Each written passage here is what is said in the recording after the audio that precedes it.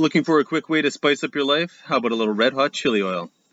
So what do you need for chili oil? Well, it's pretty obvious. You need chilies. These regular run-of-the-mill Italian chilies are good on anything. You put them on pizza, wherever. We need about a cup of them, and then we need some salt. Do not forget the salt. Then it's your choice how you want to spice it up. I just did garlic, but you can also throw in some peanuts, some ginger, anything you want. Part 2 of the chili oil, the oil. Here we're going to use 1.5 cups of oil, and we're going to spice it up with a bunch of other spices. We're going to throw in some cloves, some star anise, some Szechuan numbing peppers.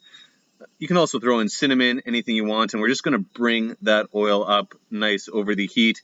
Don't want it quite boiling, but yeah, don't want it smoking either. So I'm going to raise it, lower it, and infuse the flavor of those spices in the oil. And then we're going to take out the ones we don't want to eat. So we're going to take out the star anise and the cloves beforehand, and otherwise it's good to go.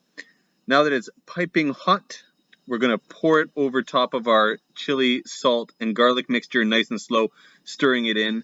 As you can see, we didn't actually cook the peppers or the chili peppers beforehand. What we did is we're allowing this boiling hot oil to then toast it.